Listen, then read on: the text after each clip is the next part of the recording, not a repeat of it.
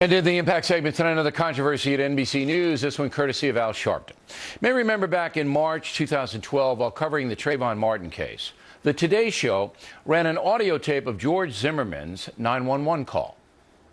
This guy looks like he's up to no good. He looks black.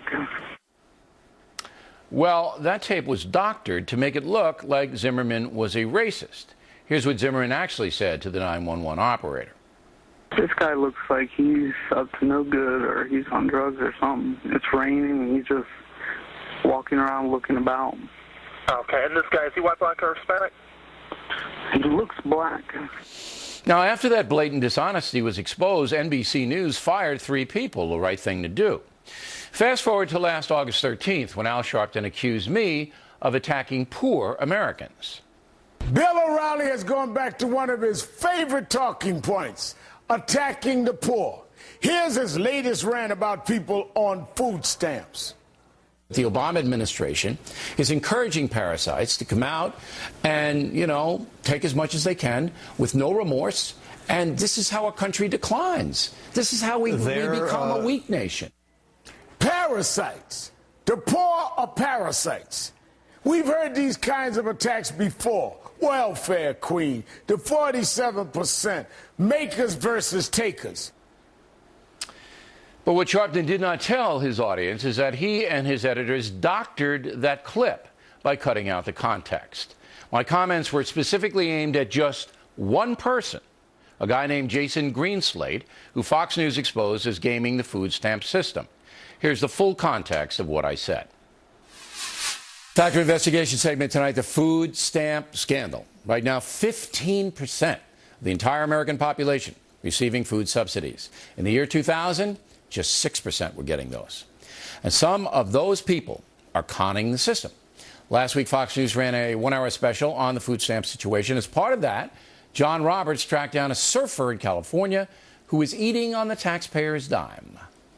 The food stamp program was designed to be for a point in your life where you were, down, things weren't going well. It's not, quote, a point in your life. It's kind of, this is life for me. Yeah, this is how I live, man. Cute chicks, doing my thing, This is the way I want to live, and I don't really see anything changing. I don't got a paycheck coming in, so I qualify. This guy is a parasite. And my contention is that the Obama administration is encouraging parasites to come out and, take as much as they can with no remorse. And this is how a country declines. This is how we become a weak nation. So Sharpton made it seem like I was talking about all of the poor in America, not just one guy. We brought that to NBC's attention. They did nothing, nothing at all. Now we have a new deceit centering on the late Nelson Mandela.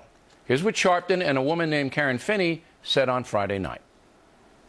So in terms of history, when they call, you've got Bill O'Reilly calling him he's saying he was a communist. Yeah, last night, let me show that. He said about Nelson Mandela last night on Fox.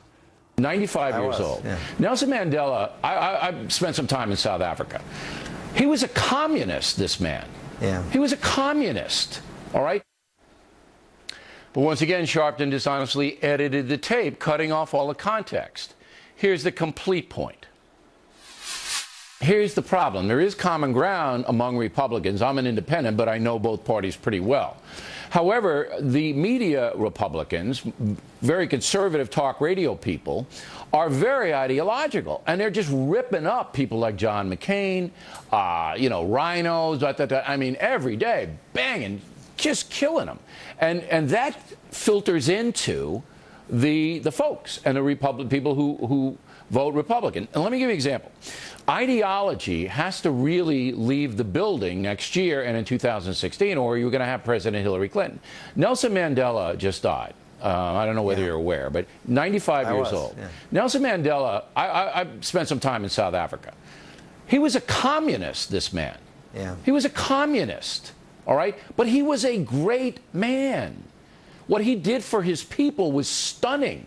The sacrifices that he made. He could have repudiated it and got out of that prison. He wouldn't do it. He was a great man, but he was a communist. But I would never attack Nelson Mandela. I mean, I told Bishop Tutu I disagree with you and with Mr. Mandela because Tutu's that way as well, but I respect you. So why can't you guys in the Republican Party bring that to the fore? So now we once again ask NBC News, what are you going to do about Sharpton, who is obviously a dishonest person? I mean, it's insane what this guy is doing on NBC's air. So far, NBC News has not answered the question. And there is no question. They have their hands full. MSNBC commentator Martin Bashir forced to resign last week, and personal attacks lodged by that far-left network are causing controversy all over the place. NBC News has a long history of distinguished reporting, but now it's employing people who are bringing disgrace to the operation. They should do something.